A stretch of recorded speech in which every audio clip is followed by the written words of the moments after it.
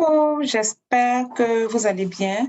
Euh, Moi, c'est Cynthia Amani. Je vais super bien. Je l'espère aussi pour vous. Ce matin, on va parler de l'ANAC à l'immigration. Le mois de mars a été placé par le Collège des consultants en immigration au Canada sous l'égide de la lutte contre la fraude à l'immigration, contre l'ANAC à l'immigration.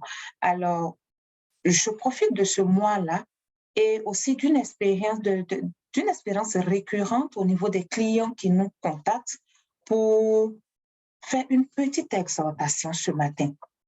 Pour tous ceux qui sont intéressés par la procédure d'immigration au Canada, je vous demande de faire attention, de faire vraiment attention parce que c'est quoi le constat aujourd'hui?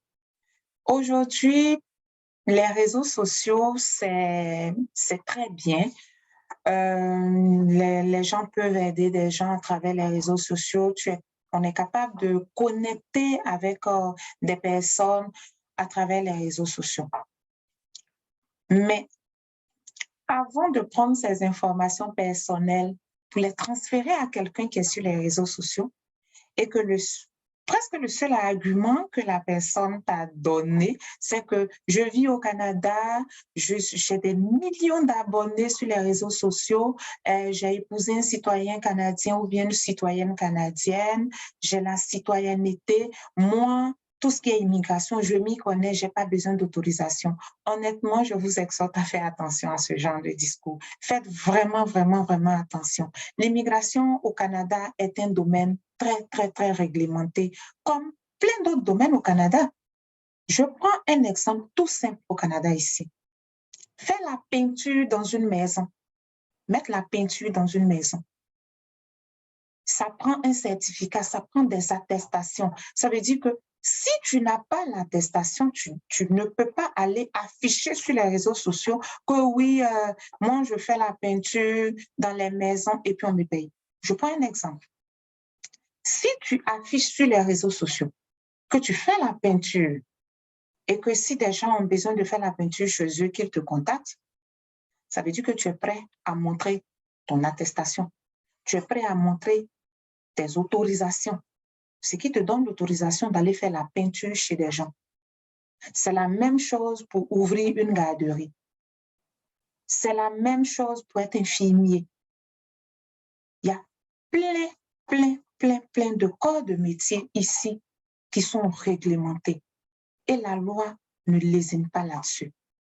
Alors, le domaine de l'immigration, c'est un domaine très réglementé.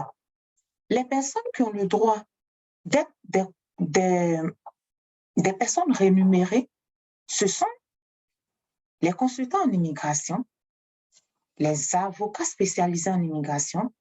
Au Québec, il y a les notaires de la Chambre des notaires du Québec, et puis il y a certains corps, mais qui sont vraiment très définis. Ça prend quoi? Ça prend un agrément. L'agrément est obtenu à la suite des examens très corsés. On souscrit à des assurances erreurs et omissions parce qu'effectivement, c'est des œuvres humaines. Il peut y avoir des erreurs. On a un numéro d'agrément qui est public et qui est connu. Les spécialistes en immigration travaillent avec des personnes. Ça ne veut pas dire que la personne avec qui je travaille, qui est mon agent d'immigration ou un partenaire, a le droit d'aller créer un groupe WhatsApp et puis prendre de l'argent à quelqu'un. Donc, moi, je vous demande de faire attention, de faire vraiment attention. J'ai eu une dame, une privilégiée, comme moi, j'appelle les gens avec qui je travaille parce que l'immigration au Canada, venir au Canada, c'est un privilège. Donc, ceux qui veulent venir au Canada, je les appelle mes privilégiés. Alors, cette privilégiée-là s'est retrouvée dans un engrenage où elle a contacté des gens sur les réseaux sociaux et puis elle est rentrée dans un groupe. Elle a envoyé toutes ses informations personnelles parce que la personne lui avait promis vite, moins cher, très vite. Et puis, ça n'a pas tourné comme il se devait. Alors, c'est tellement récurrent et j'en parle avec beaucoup d'émotion parce que je suis triste quand j'en parle. Lorsque vous allez voir un professionnel, il vous dit « mes services sont payants ». Au moins, il est clair, il dit « moi, mes services sont payants ». Tout ce que je dis, tout ce que tu me donnes peut faire l'objet d'un contrôle. Mes services sont payants et je te donne un contrat. Voici mes numéros d'agrément. Tu peux aller vérifier ce numéro. Mais non, quelqu'un se pointe sur les réseaux sociaux, il crée une page, il crée une chaîne et il arrondit sa fin de mois. Il recompte vos informations personnelles, mais je n'en reviens même pas. C'est puni par la loi, vous avez le droit de porter plainte. Quelqu'un prend votre argent pour dire qu'elle veut faire votre procédure d'immigration, vous avez le droit de porter plainte. Il y a des amendes. Si la personne ne peut pas donner son numéro d'agrément, ne peut pas donner les autorisations qui lui donnent le droit de vous prendre de l'argent pour vous accompagner, pour faire votre dossier d'immigration, mais les amendes peuvent monter jusqu'à 10 000 $. Je vais vous partager prochainement la loi qui le dit. Les amendes, là, ça peut monter de 2 500 à 5 000 $ si c'est un individu. Si c'est une société, c'est que des gens se sont bien constitués en entreprise pour venir vous arnaquer. Les amendes montent de 5 000 à 50 000 $. Et s'il y a une récidive, ça veut dire que toi, l'individu, on a porté plainte contre toi une fois, 2 fois. Si tu récidives, l'amende double au fur et à mesure que tu récidives. Donc, je veux vous exhorter à faire attention à qui vous remettez vos informations personnelles. Le dark web, les informations personnelles se vendent. Vous ne le savez pas, je vais vous le dire aujourd'hui. Elles se vendent.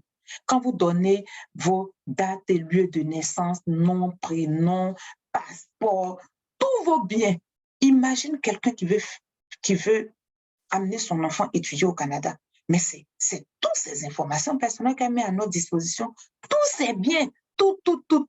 On ramasse ça, on donne à un individu parce que l'individu est sur Facebook. Si vous avez été victime d'arnaque, vous travaillez avec des gens, vous-même, vous avez contacté des personnes, vous vous rendez compte aujourd'hui que vous doutez un peu. La personne, la seule chose qu'elle vous vend, c'est qu'elle est sur Facebook. Elle va vous dire oui pour vous amadouer, oui, je travaille avec un consultant. OK.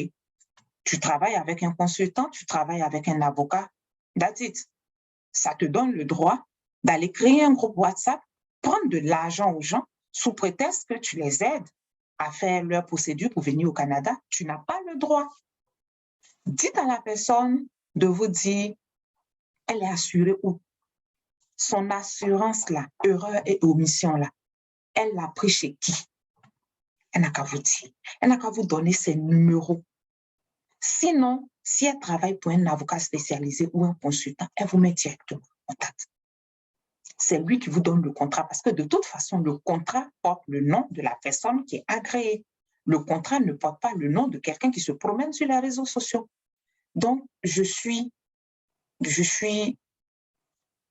au regret de voir souvent des situations où on ne peut rien faire. Vous avez donné vos passeports à des personnes, vous avez donné vos diplômes, les documents d'identité de toute votre famille et au bout du compte, vous venez nous voir pour dire « aide-moi à retrouver la personne, je l'ai suivie, mais je me suis rendu compte que ce n'était pas ça, donc aide-moi ». En ce moment-là, vos informations personnelles se promènent quelque part. Donc, faites attention, je ne le dis pas pour que vous venez dans mon cabinet pour venir faire votre procédure. Non, rien, loin de là. Je veux juste attirer votre attention. Je vais trouver du temps pour faire une vidéo tranquillement sur ce phénomène. Donc, bonne chance à tout le monde et puis prenez soin de vous. Vous êtes mes privilégiés. Moi, je tiens vraiment à vous et puis que tout se passe pour le mieux. Merci. Au revoir.